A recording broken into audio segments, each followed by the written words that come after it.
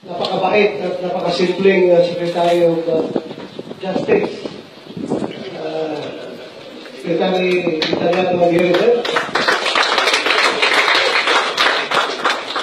Wala po siyang ibang pakay, wala sa ibang hangat, kundi magtrabaho na talaga. Trabaho na trabaho, kahit hindi pa nakaupo, magtatrabaho na. Ito po si Secretary Maguire.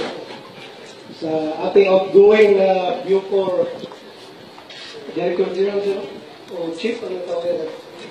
Director General. Bigyan mo lang tayo ng ranking. Director General.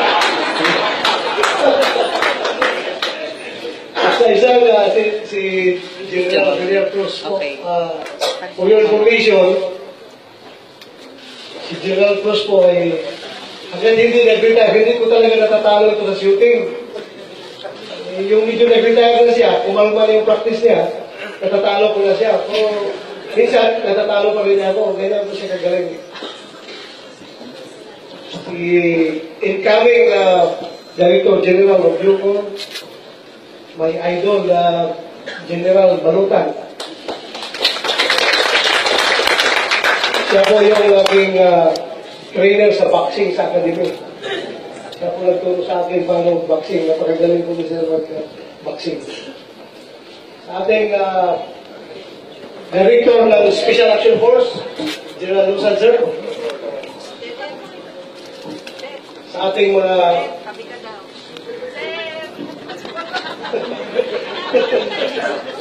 ibang mga opisyalis ng DOJ, meron pa akong ibang isang apeltas ito, si General Joey Cortesa, sir. Saka yung mistak niya, na incoming OIC din. Sabi niya, mauna daw siya mag-OIC para linisin niya, para pagpasok ni General Balutan, enjoy kasi General Balutan. So, ang trabaho ko yan dito kay General Asuncion. Sa mga kawani ng DOJ, ang Bureau of Corrections, sa mga officials ng Special Action Force, sa ating lahat, mga kaibigan sa media, magandang umaga po. Good morning. Morning, sir. Ayong buntag. Ayong buntag yapon. Alam po ninyo, maraming nagtatanong, bakit kayo andito ngayon, yung Special Action Force. Ito po'y tungkol sa ang hirap mag-Tagalog, ano? Bisaya kasi ako eh. Bisayain na lang, sir. Sige, mag-English ako. Haluin mo lang English at saka Tagalog. This is in response to the President's campaign against drugs, criminality, and corruption. Tayo po sa PNP, we're only given 3 to 6 months. 3 to 6 months to address this problem. So that is why we are now on our 3rd week ng ating kampanya laban sa droga, kriminalidad at corruption. And we don't want to be running out of time. So kailangan natin seryosuhin talaga ito. That is why andito tayo ngayon. Dahil lingid po sa kaalaman ng lahat, marami pong drug lords na nakakulong dito, na kahit nakakulong na, sila pa rin nagpapatakbo sa drug trade ng Pilipinas. So para ma-address itong problema na ito, hindi ko natin sinasabi na itong mga present na Bucor officials at saka itong mga Bucor personals na dito ngayon ay nagpabaya sa kanilang trabaho. No. Hindi po namin sinasabi yan. Alam namin yung inyong handicap. Alam namin yung inyong kahirapan. Alam namin yung inyong limitasyon. Kaya nagkakaroon na ng problema. So para i-address yung problema na yan, tayo nagpapadala dito ng Special Action Force dahil nga sa request ng Secretary of Justice na dagdagan ng Special Action Force dito para masiguro na yung drug trade na nangyayari sa Pilipinas ay mahinto na. So kayo mga Special Action Force troopers, alam niyo bakit nandito kayo? Because kayo ang pinakamagaling na pulis sa buong Pilipinas. You are the Special Action Force. You are elite. Kayo ay elite. Alam niyo bakit ako nagsuot ng uniform ng Special Action Force ngayon? Ha? Because I am with you in your integrity, in your courage, in your loyalty, and in your idealism. Alam kong napakataas ang standard ng Special Action Force. I am with you.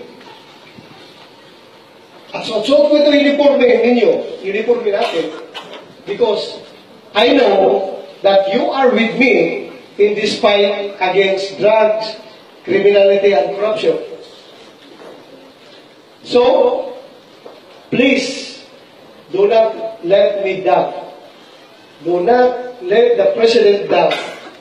Do not let the Filipino people down. Kayo na po ang pag-asa. Kaya ayusin yung trabaho ninyo. Kung ano yung trabaho ninyo na pinapagawa, ayusin po ninyo para mahinto natin yung problema. Parati lang naman hangarin dyan is mahinto ang pagpasok ng mga kontraband sa loob ng pitan. Mahinto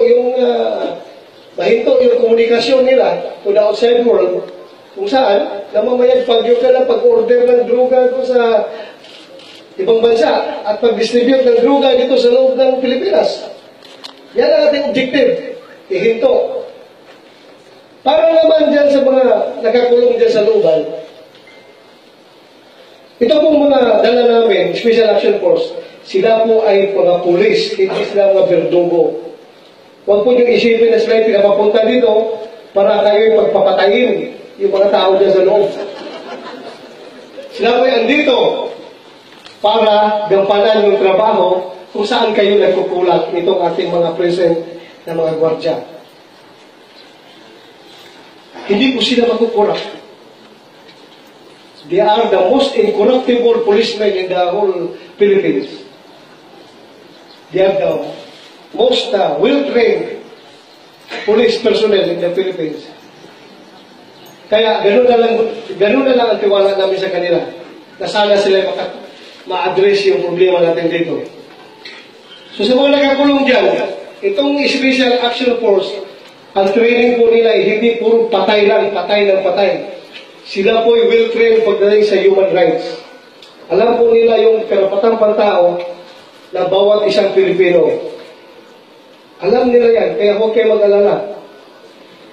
Hindi sila nandito para mananakit, hindi sila nandito para kayo'y apihin, hindi sila nandito para i-curtail ang inyong human rights, but sila nandito para ipapatupad yung palisiya, ang batas, paano ang dapat ipapatupad para sa kabutihan ng lahat.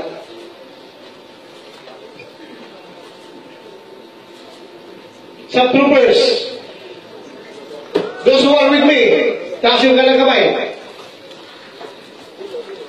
Be sure, ha? Huwag kayong magpakurap, ha? Huwag kayong magpakurap. Huwag kayong magpapaloko, ha? Sige, baba. Isang report lang na isa sa inyo ay tumanggap ng bribe. Kahit piso. Okay, isang balot ng candy na tatanggapin ninyo, that will destroy everything. Andito kayo, susuportahan kayo ni Secretary of Justice. Anong kailangan nyo, pagkain, ipoprovide lahat sa inyo yan. Basta huwag na huwag kayong magpapabribe. I am clear with that? Is that clear? Be sure. Be sure. Kung hindi pa kayo mahuli ng inyong mga supervisor, ng inyong mga commander na kayo'y tumatanggap, na kayo'y nagpapabribe, huling-huli kayo ni Lord. Lord is watching us. Hindi siya natutulog. Binabantayan lahat ng kilos natin. Kaya dapat tayo ay, sabi nga natin, tayo ay makatao, makakatalikasan, but above all, maka-Diyos. Sa ating lahat, magandang umaga po at maraming salamat.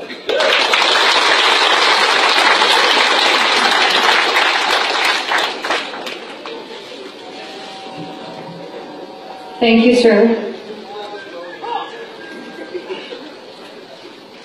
And now, ladies and gentlemen,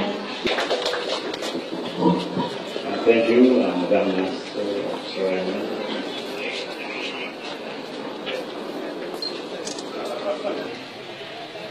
General Body Assumption.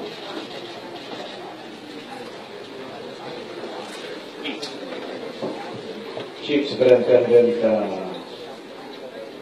David Lusat. Representative USEC of the Department of Justice, Attorney Enan Hussein.